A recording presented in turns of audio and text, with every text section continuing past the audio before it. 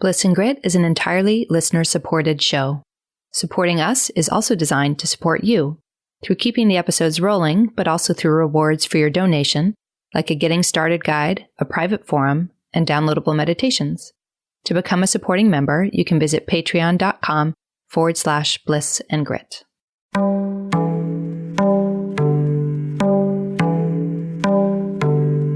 Hello, beautifuls. You're listening to Bliss and Grit. I'm Vanessa Scotto, and I'll be joined soon by my dear friend and co-host, Brooke Thomas. On this show, we're talking about being on the embodied spiritual path. What does that actually mean? What is a real evolution of our lives? How do we ultimately embrace everything?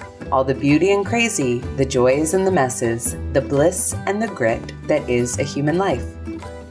This week, inspired by the amazing Brene Brown, we're speaking about true belonging. What fascinates us about this topic is that while the drive to be a part of the community is so primal, it seems that to find the type of connection we're all looking for, we have to first belong to ourselves. In this talk, we're discussing the differences between fitting in and belonging, the experience of being in a group and yet still feeling lonely, and the role that shame may play in creating our sense of isolation. We also go way down a rabbit hole on the origins of shame and the relational damage it can create. If you're enjoying the show, we are always so delighted when people leave reviews on iTunes or on our Facebook page, which is Bliss and Grit. You can also head over to blissandgrit.com and subscribe to get our weekly digest or to become a supporting member at patreon.com/blissandgrit. One last thing before we head into the conversation, just in case you're new to the show, Brooke and I can curse sometimes, so if you're in mixed, non-swearing company, you may want to wear headphones. Okay, everyone, here we go. Hello, my dear. Hello, my love. So you and I were both quite taken recently with a conversation that happened on Being between Krista Tippett and Brene Brown, which of course we will link to in the show notes, and we highly recommend listening to it.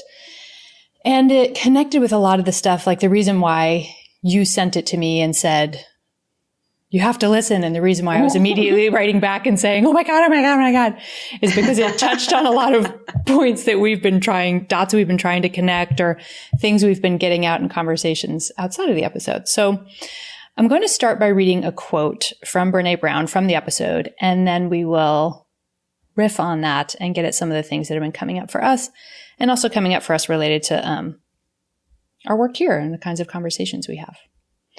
Okay, so Brene Brown says, and she's talking about belonging specifically, when I started to look at belonging, what I realized is that it is a spiritual practice, and it's the spiritual practice of believing in ourselves and belonging to ourselves so fully that we find what's sacred in not only being a part of something, like our DNA calls us to be, but also we find sacred the need, on occasion, to stand alone in our values, in our beliefs, when we're called to do that as well. And so to me, this idea of true belonging is a type of belonging that never requires us to be inauthentic or change who we are, but a type of belonging that demands who we are, that we be who we are, even when we jeopardize connection with other people, even when we have to say, I disagree, or I'm not on board. So the way that this quote gets at a lot of what we're interested in many ways, we have spoken multiple times about how important it is to do this work. And by this work, I mean being alive as a human being and being one who considers themselves to be on a spiritual path, from the inside out. You know, that we have to be fully and intimately connected to ourselves. And we have to, or we choose to, find ways to really deepen that intimacy, that knowing of ourselves. And there are ways that that can get misunderstood, of course, and there are ways that that can push buttons a little bit, like, no, there's no time for that. We have to go quickly heal the world. And she did such a great job in that episode of getting at so much of the nuance, like so much of what we are doing here and so much of what happens anytime you're on a spiritual path is that you have to be able to sit with paradoxical things. You have to be able to sit with nuance and to understand that the words really are wildly imprecise and we're all pointing to different kinds of experiences. So I guess a good place to start might be a distinction that she made on the show, which is the difference between fitting in and belonging. And I bring it up for our purposes because we're trying to get at what does true belonging to ourselves first mean. And she was talking about being at a middle school and how adept they were at defining things in these very quick, clear sound bites. And she asked them, what's the difference between fitting in and belonging? And she said, one of them said right away, like right off the bat, well, fitting in is when you want to be a part of something. Belonging is when you are a part of something. Or fitting in is when you're trying to belong. Belonging is something that you are inherently invited, which I thought was such a great distinction. God, kids are so smart sometimes when you just give them space to talk. I'm always amazed. I'm like, how are you so connected? I wonder if I knew what you knew, like when I was your age. Maybe no one was asking. That's highly likely. Yeah, there's that. There's that. It's such a rich topic, I think, for so many people listening, but in my own life. I don't remember a sense of like, I want to fit in exactly. Like, I don't remember ever thinking, oh God, I wish I would just fit in. But I do remember thinking things that point in that direction, as in, I'm a weirdo. Why can't I be like everybody else? Why can't I just be normal? I'm not likable. I'm not lovable.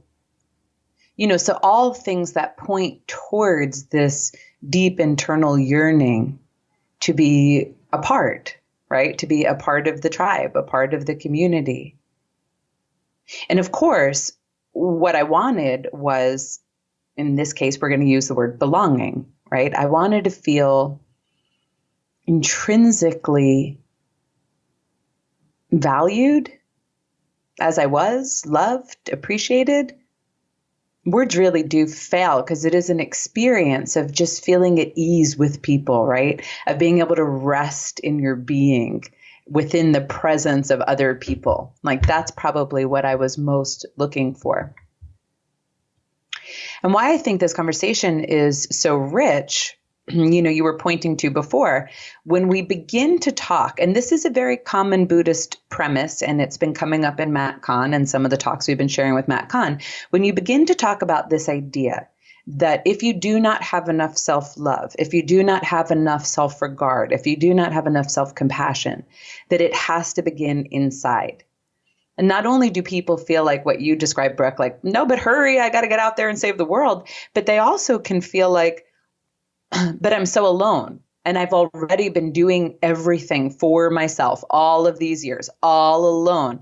And now you're telling me that the love I so naturally want from other people, because it is in our DNA, it's in our bones, it's in our blood. Of course, we want to be loved by our community. You're telling me that love, I have to do it for myself again. Mm-hmm.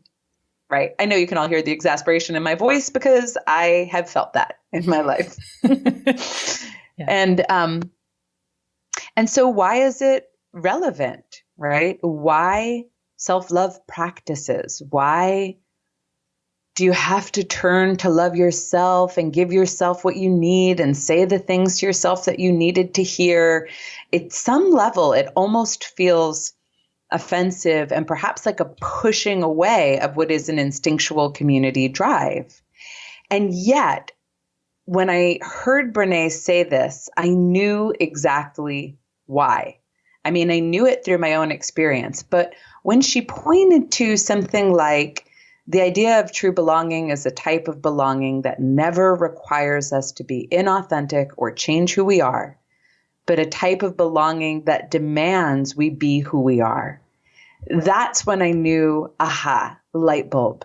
These two things are related, because if we can't find a relationship, an intimate relationship, to a place within ourselves where we feel basically good, basically trustworthy, basically safe to exist, if we can't find that, it is too hard to have the courage to be in an intimate relationship with our tribe, with our world, and truly take a stand for who we are, especially when we're in conflict, right? And I'm going to add, especially when we're in conflict, and especially to do it in a loving and kind and non-shaming way. Because sometimes, even when we're ashamed, we can just get vicious in conflict, right? So that's, of course. Sure. Getting triggered in conflict is part of the human condition. Yeah. So that's, of course, what I'm talking about. So I guess where I was going with that is in order for us to have the courage to experience ourselves as truly belonging, which involves us existing as we are, Vanessaing and Brooking, we have to first have some basic relationship to ourselves that involves kindness, compassion, and space, I would say. At least I would say that's how my experience has been. Yeah. And if not, we wind up doing the other thing, which is trying to fit in, which is the external locus of control, right? Like trying to, I'm probably using that wrong because I'm not a psychotherapist, so forgive me. No, that's right. You're on it, girl. We're looking out there, like let's say at the tribe or the place that we want to belong, and we're looking for signifiers. What do those kinds of people do? And again, it's an object-based world that all beings are objects, right? Like what do those kinds of objects look like, say, laugh about? And how can I be an object like that too? So we're objectifying ourselves and others unconsciously.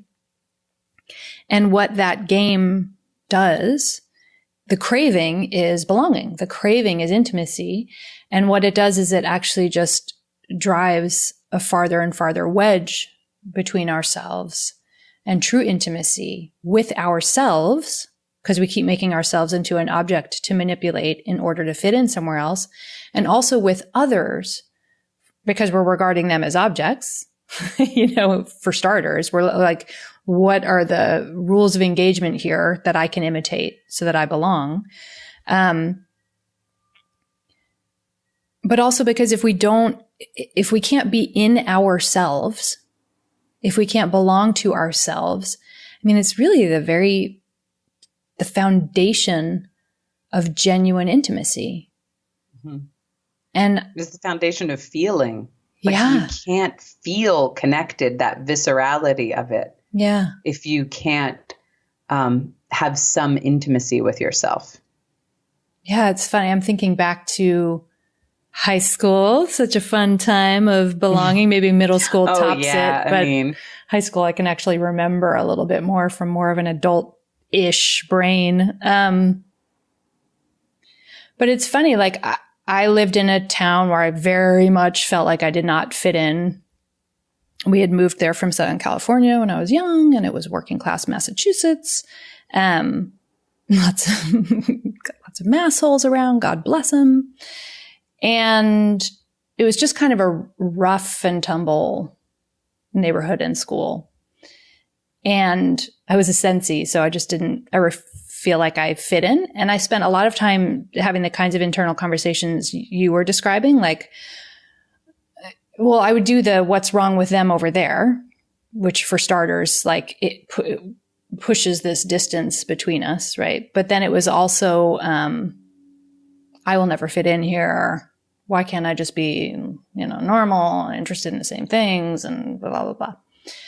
And then there was something in me, I don't know what, where I belonged to myself enough, just through the grace of God is the only thing I can think of, that I really didn't get caught up in the pretending so much. I was just like, I'm like writing poetry and making paintings after school.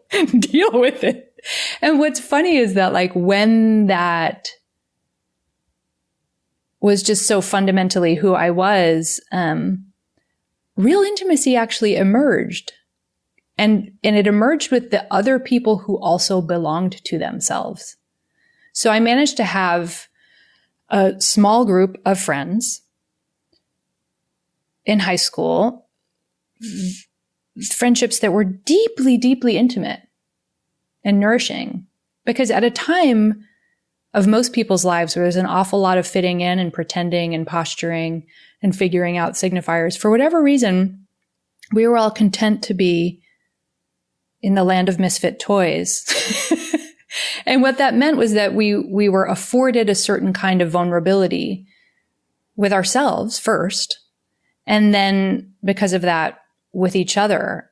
And it was really the foundation for me of learning like, ooh, really, really nourishing friendships happen when you're really true to who you are first. Like those people do show up. I don't know. It's kind of interesting. And it's just that wedge keeps like happening whenever we're just trying to act out the object role that we've decided to play. I have about a million things to say at once to what you just said.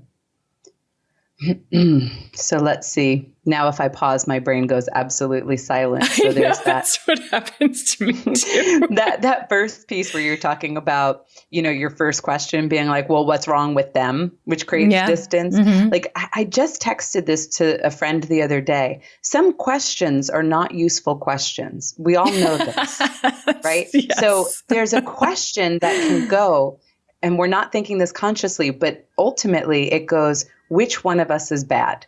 Yes. Are they bad or am I bad? That's such a fundamental. Bad or am I bad? Which one of us gets to be on the good team?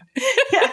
So it's this like, if you're going to ask who's bad, what happens in my experience is you keep finding information on both of them. So they're bad and then you're bad and then they're bad. And so not only is it not useful in terms of opening a sense of belonging to this actually interconnected, non-separated community, but you keep winding up bad, I don't know, at least 50% or more of the time, totally. Right? So it's a totally useless question. When you were talking about the external locus of control versus the internal locus of control, which I think so many of us can relate to, right? Like we're looking outside to say, am I good now? Am I lovable now? Do you like me now? Is this right now? Versus what feels aligned, what feels like ease and exhale in my body. It's almost like we change the questions. The external locus of control is like, what should I be doing? Mm-hmm. How should I be being? And the internal locus of control is more akin to, who am I? Just this beautiful, broad, open, gentle curiosity of who am I? And so those questions are very different, right? Hence you pointing to the objectification. We can objectify ourselves as long as we believe who we are is a total of actions and a total of other people's opinions of us, right? So I was thinking about the story you just shared about high school. And I bet if all of us look at our lives, like all of the people listening to this show have some really deep awareness and sensitivity, we can all notice that as we became ourselves, we had more friends who were like us. Sometimes there's a phase where we become more of ourselves and we don't know people yet. And that can take a while to find your tribe. But what I find really interesting is that even within, I used to say that my friends were all like the mystical misfits. We're all like, I'm weird and I don't fit in, like we're all deep and interested in spirituality, but here we are together, but we all think we're a misfit. It's funny how these pain bodies work. Even within finding your tribe of mystical misfits, you can still weirdly feel like you're not a part of it. Mm-hmm. I mean, that's the craziness of our neurotic belief systems, is that you can rationally know, I have friends, I have loved ones, I have a family that cares, or anything of that sort. But I think what we're all about is recognizing the actual experience of belonging. And at some point in the talk between Brene and Krista, Brene goes on to say, I have never felt so alone than when I've betrayed my own values for someone else. And she's pointing us to the experience of belonging, and that it has to begin with us feeling like we get to exist, right? So I think about, over the years, I've had so many good people I've worked with in my life, therapists and coaches, and their love for me was a bridge to me developing love. Like, there's nothing quite like speaking to someone who genuinely has no judgments, all openness, all heart, all love, all compassion. And even still, their love is not enough if I couldn't find within myself that sense that I am implicitly good and that I have a right to exist as I am. And what's funny, tell me if this is the case for you too, Brooke. I think I just ditched the I'm weird pain body 8 months ago. Okay, so that's great. I'm 44, and I'm not saying that I walk around my life thinking I'm weird, but I'm saying there was still something in me that could get triggered by material, right? By some kind of an interaction. And what I'm noticing for myself is the more I am embodied, the more I really love my own existence. Genuinely love my own existence, as in I actually treat myself with tons of sweetness and kindness no matter what gunky material shows up. The more I just don't even wonder if I belong. It's like, I know I belong. Here I am, world. I'm a tree. I exist. Deal with it. I'm a star. I'm a mountain. Has that been your experience too? Yeah, absolutely. Because it comes from the inside. And so there's not that question. It's interesting. I was thinking about this, totally unrelated to thinking about this upcoming conversation. But today, where it's I am in one of those funny in-between places in my life in Connecticut right now. It's just been, mostly because of choices that I'm making. I have lots of lovely friends, who I adore. And part of it's life stuff, they mostly have young infants and toddlers, and I do not. But the actual town that I live in, because most of my friends live in the next town over, I am in this funny, still point, right? There's just not a lot of social stuff going on. I don't, I haven't for years been now the kind of parent that's friends with the other parents at my son's school. I'm just not, I just haven't been that person. And it's really funny because it wasn't until, for some reason, in the last couple of days that I was something about me noticed that in a way that was because what I was noticing was that I don't feel at all lonely. I'm not hiding. I'm not lonely. I don't feel cut off. I'm not craving anything. So it was almost just this kind of funny, that's interesting. It's a pretty quiet social time. I'm not really friends with anyone in my town. Me neither. Literally, I'm not friends with anyone in my freaking town. I don't hang out with any of the parents at my son's school. And I'm normally I would have all kinds of agita, all the questions that come from not being deeply embodied, right? Oh, that must be a bad thing. People will think I'm lame. I had better XYZ. What's wrong with me? Oh, I should really try. And then making a plan, right? I'll go to that class over there. But it's there's literally nothing missing. And I think one of the other things that this gets to is that when we don't belong to ourselves, when we don't, and it's a exploration. It's a dance that goes on forever, right? So I don't mean to imply it's a finish line that you cross, but it's a relationship that you really, really cultivate with self. And when you don't have that, and I have certainly been this person, unconsciously and in innocence, you do in a certain way become the bottomless bucket, right? Because if you don't belong to yourself and you need the external things to fill you up and to make you feel okay about yourself, they can't. It's a job that they cannot do.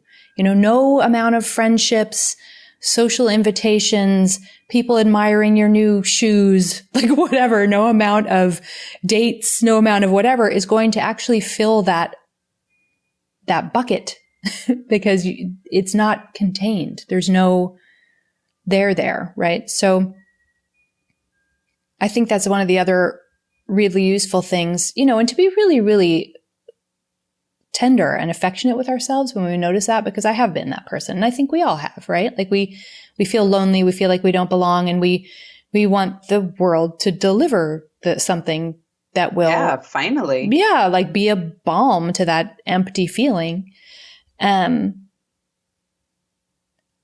But because it is doomed to always keep us separate and always keep us unfulfilled, because true intimacy can only come from that inner space, from a relationship with the self. And I think that a lot of us, those of us who listen to this kind of show, we're the sensies, right? We're the empaths. A lot of us have empathetic jobs. We're therapists and yoga teachers and body workers. And that's a lot of who listens to the show. It's what you and I do.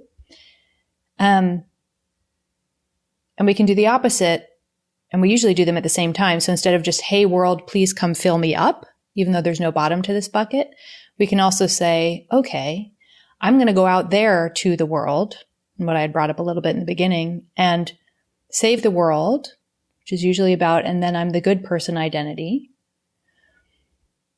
And that is also, we never get to belong to ourselves. And we never get to have real intimacy because it's still an object relationship. And this is not, I want to be really, really, really, really clear. This is not me saying that we can never help and that it's useless to try to help and that we shouldn't care about helping.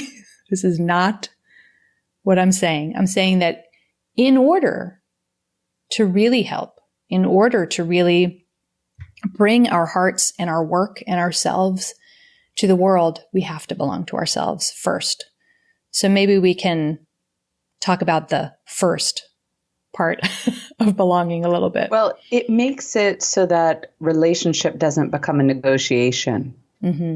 So if I feel like somehow I'm wrong or bad or I'm empty and, I don't belong in this really state of shame or state of wrongness or state of worthlessness, and I give you, it almost becomes a negotiation. Like I'm giving you so that you can then love me or like me or reflect back to me something of my goodness. And what we all can probably recognize is it works for an hour, a day, 2, and then all of a sudden we can hit this place of depletion within ourselves again. And I'm thinking about, I'm new to Austin, so I also have a couple of friends. Until I move. And I also don't feel alone. Yeah, please move here. Any of you other people want to move here. So I have recognized in the past that would have been a real thing for me. I have certainly known loneliness in my life, certainly. And I'm like, I'm totally fine. How interesting. What's happened? And I think in some ways what has been progressively unfolding is me having less and less shame and more I'm a part of the world. I'm inextricably linked, more and more oneness, right? And that's not something you can mentalize. It's just an experience. And so when I think about it, I'm thinking shame, which we could say by definition is that I am bad. Well, that's what shame is. I am bad. That state, think about how contracting it is. I mean, all you have to do is for one split second, think I'm bad. I'm disgusting. I'm horrible. All those kinds of voices. And it's like, ugh, you just want to cave in on yourself. From that state of contraction, It's so hard to feel you belong. And then here's the really sad part. It's so hard to feel you belong. And so it feels really important and meaningful that you get some validation and support from the outside because you're so struggling with your own contraction.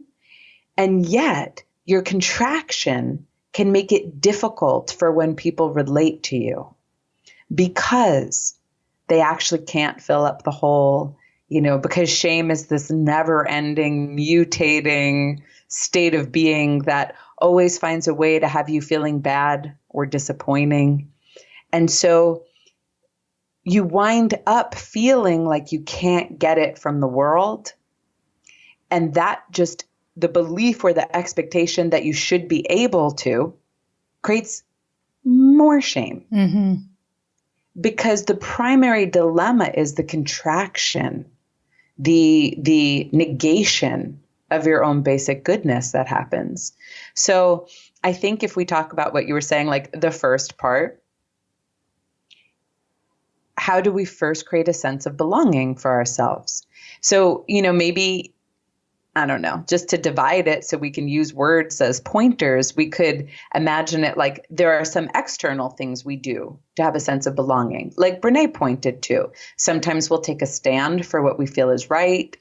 Sometimes, like you said, Brooke, we'll just do what we want to do. What do you know? I'm going to actually just write poetry and see what happens, or to belong. Maybe we're actually going to go out and look for like-minded people, go to a spirituality meetup group or a yoga class or whatever the case may be. But on an internal level, it's almost like if you can just think about what are the antidotes to shame, my experiences as I've expanded out of that contraction, I kind of just know the oneness more. Mm-hmm. So instead of trying to feel the oneness when I'm actually in a position of contraction, so it's only mental and concept, it's like just imagine what brings safety and openness and softening to that contraction. And then the oneness is there. Does that make sense to you too? Absolutely. Yeah. Shame is like that key ingredient. Go figure. We're talking about Brene Brown, right? That we have to really look at. It's the thorn, the infected thorn in the paw, right? Yes. I mean, I can't understand. I think about all emotions and they all have like a very clear point. I mean, I hate to say what I'm saying right now, but they all have this very clear point. Like they seem to exist for some very clear reason. Yeah. Even guilt. Like if you didn't feel guilty, like I probably shouldn't have done that, you're a sociopath. And that is not a good idea. Of course, we can have prolonged contracted guilt, and that's highly problematic. But the essence of that emotion, you can see why it exists for us as humans. Shame, I can't figure this one out. I'm like, is this like a virus in our wiring? Like, shame has never really brought anyone together. It's never healed anything. Yeah, doesn't heal. It doesn't promote open discourse between either if you feel shamed or if you shame someone. There's no communication. There's no discourse. Shame's never changed somebody's mind. It's never expanded someone's consciousness. So what is the whole point of this? Like, I'm having a meltdown. As you're talking, I'm going to say something that's so embarrassing, but it just like, how something that, I'm laughing like this because something just landed. Yes, I know. You all don't know, but if you could see Brooke is hysterical, and that usually means truth has arisen. Brooke and I both laugh. Except when I say it, it's going to be absurd. Okay. Well, say it anyway. Shame. Let's bring it. Is the devil. Okay. But for real. So as you're talking, I'm picturing I studied art history in college, all those old paintings, right, of Adam and Eve being kicked out of the garden, and they're naked and ashamed, and they have those looks on their face. No one can see me, but like, the gaping mouth and like the hands out front, and like that awful scene in Blue Velvet. For those of you who went to art school and have watched Blue Velvet a dozen times, that kind of like naked and ashamed, kicked out of heaven. And so the way that we're taught this based on, the Bible is they made a mistake. They didn't listen to God and they were bad. And so God delivered to them shame. And they deserved it, those assholes. Yes. But what if the story is actually just pointing at something way more simple that we know experientially is true, which is that, well, I have had experiences that it's true. People certainly do not need to agree with me about this. Heaven is possible here on earth. The kingdom of heaven is within you, right? That's what Jesus says. But there's actually, you can have experiences of it. You can call it samadhi in Buddhism. In non-dualism, it's sticking the landing in the middle place. Not opposing anything. I'm joking, because sticking the landing, for all you non-dualists out there who are shaking your head at me right now, it was a joke. That's heaven, right? Like, these are all the experiences of heaven. The only thing that occludes heaven, really, and that constantly keeps it out of reach, is shame, because suffering is different than shame. Suffering happens in every human life to varying degrees, and suffering is an alchemical agent. It's awful. We hate it. I don't wish it on anyone. And what we notice is that it tends to, usually not immediately, but over time, to alchemize something in us so that we bring something important through this human life for all of humanity. Our particular flavor comes through for humanity that's been alchemized by suffering. But shame is not required. It's the devil. Well, I like where you're going with it's this. It's hell on earth. It's the only way we get kicked out of paradise. Yeah, really. I would say shame is like, it is the closest I've experienced to a hell realm. Despair is there, but I feel that most of the time when I was in despair, it was because of an experience of shame. I mean, maybe people experience it from extreme violence or traumatic circumstances as well. So despair is like a close second. But despair, in my experience, despair can be this, great, awful way to bring you right on down to rock bottom. Oh, I know what you mean. Like, so you can see the purposefulness in it. Well, so that it's just something that's one of the happen. grosser it's states. Awful. Like, yeah. I hate despair and fear. I mean, don't get me started on fear. Fear is but the worst fear I've ever had is I'm bad or wrong or fundamentally flawed. Fundamentally the worst. Yeah. And that is the thing. It's interesting what you were saying about, let's say, if someone was to look at it from the outside and say, well, you deserved it, you went to hell. It's more interesting is that it's not someone's actions that per se put them in hell. It's the feeling of shame about their actions that can put them in hell. Yeah. And so it's really interesting. I happen to agree with it.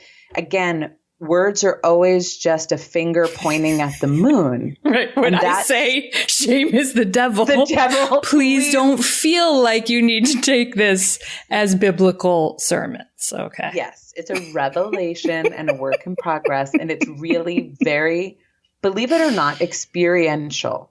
Because Brooke and I both, here's a little secret, we have both very clearly experienced heaven on earth, like big time. It's there. It is amazing. And it's more simple than you even imagine. And it's this sense of just joyous connectivity and peace, like something like that. Like maybe I could use those words. And the exact opposite state is I am bad. And that is hell. Anytime I have felt in hell, it has been with shame. And so it's almost like, do you remember when Matt Kahn said, you are the angel for the body you inhabit? Right. So if you think about it, shame is such a physical state for me. It's not even as disembodied, a lot of states, like you can kind of have that escaping feeling. Like shame is like, it's like deep contraction. It's like gucky feeling. And if you think about it, when the body takes this state of shame, which you can see like in dogs, right? You can see it in animals when they kind of take that posture of shame. It's so terrible to witness. So when that happens, I'm imagining, if we talk about self-love, that there's a power in the again, don't take me too seriously, angelic part of ourselves, in our consciousness, in our heart, in our love. There's a power of that aspect of ourselves coming towards the contraction, towards the shame, and wrapping heaven around it, wrapping it with warmth and mercy and care. And as that continually happens, in my experience, not only does the shame abate or become less and less triggered and less present, but you start to be able to just feel implicitly a part of the world. It's like, take away shame, you feel a part of everything. That's my experience anyway. And quite literally, like, took away a lot of shame after Matt Kahn's retreat. And I feel like I belong here. So it doesn't mean I think I'm perfect. And I still say I have a lot of issues. And sometimes they make me anxious. Like, might I upset someone? And are people like bothered by me? But I don't feel like I don't belong here. I'm so fucked up. I can't possibly help myself. I may as well just off myself, which is how I used to feel. I'm so bad. I may as well just kill myself. Like, what's the point? I don't know how to fix this. And that's hell. And take literally, like, pluck that experience of I'm so bad, I don't belong here out of it. And you immediately know the simplest state of belonging. And maybe, like, as we wrap up the conversation, because what I'm feeling is that it would be, there's no way to point perfectly to the experience of how do you alchemize your shame, right? Like, that's the journey. It's a large journey. It's the one that we are all on. But there is something about at least giving yourself the invitation that when you feel shame, because we all will, instead of hiding from it, running from it, feeling shame about having shame, all of those things that we just naturally do, you know, as habitual responses, to invite yourself, like,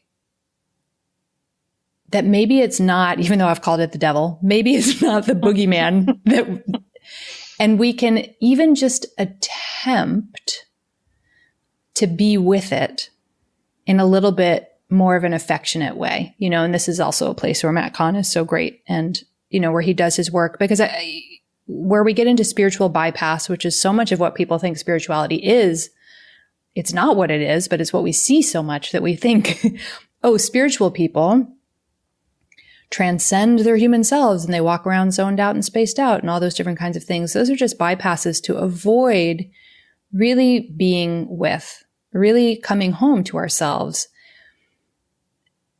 And it's because it's hard. Shame, like you said, like you were describing, if it's awful, it's the worst feeling in the world.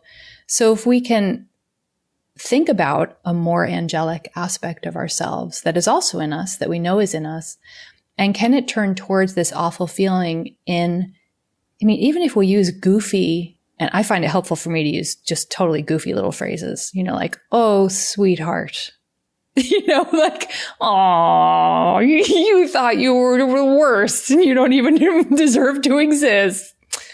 Oh, you're so sweet. That is not at all true, you know, and like, it feels goofy, but to say out loud, but there's something about that level of internal, really, really soft, sweet, tender intimacy that at least can create just the tiniest breath of space between you believing that your feeling of shame means that you do not deserve to exist. And it creates this little gap where you can start to belong to yourself more. And then we don't have to be filled by external factors, and we don't have to leave ourselves in order to rescue the world. And we don't become, honestly, you know, landmines of being triggered by other people where we can't have intimacy that way. Right. And as you start to feel like you belong, even if it's just a little bit, like the way you described it, I got this like sensation of gradual increments of maybe I belong a little bit, you know, and you start to increase that sense of belonging. You start to take risks with people more, like really sharing who you are. You become less reactive to people, because the times in my life when I've been the most reactive are when people push a shame button. Mm-hmm. right? Yeah. Like, and they get pushed. Like, they didn't do it on purpose, but like here they go. And like they push something in me. And when I feel ashamed, it's the time I am the most reactive, not necessarily even lashing out at them, but going into some kind of a weird, triggered, spiraled pattern. Right. Yeah. And I'm thinking, Matt's work was profoundly useful for me, but everything we talked about in last week's episode on forgiveness is also another practice you can bring in. And I'm thinking about how so far on the show, we've had 4 different teachers on, if I'm remembering right: Kieran Trace, Jeannie Zandy, John Prendergast, and John Lockley. Very different people, very different energies. And they all pointed to shame being one of the biggest inhibitors of people recognizing they're already one, already a part, and then really showing up to bring their purpose into the world, their unique gift, in a way that has this wonderful level of conviction that Brene Brown is talking about.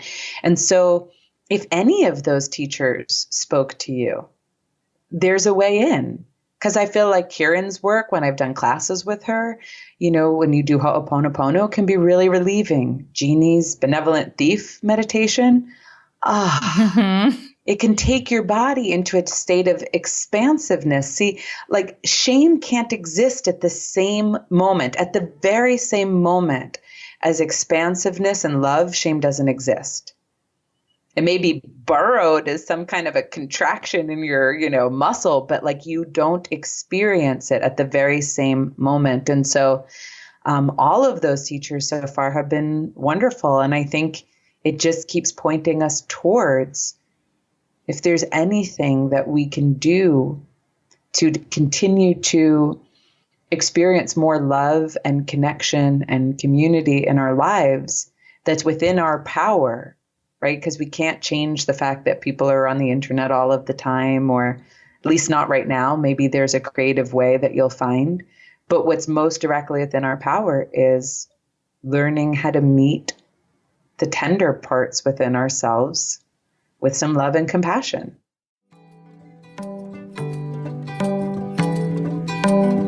Thanks so much for listening to today's show. The show notes, including any resources we mentioned in the episode, live at blissandgrit.com. Just go on over to the website and scroll down, and you'll see each episode's separate post, and the resources are right in there. You can also come play with us on Instagram and Facebook, where lots of fun conversations are happening. We're Bliss and Grit at both of those spots. If you'd like to engage with these topics in a deeper way, you can head to our new member platform at patreon.com/blissandgrit. Over here, you can donate to the show and also get some really fun rewards for your support. We've got some good treats laid out for you guys. It's a super way to have a more immersive experience with Brooke and I. We're so appreciative of all of our new Patreon members. Honestly, we can't thank you enough. And to all of you who've written reviews for us on iTunes or Facebook, and quite frankly, just to all of you for existing and listening. We'll be back again next week.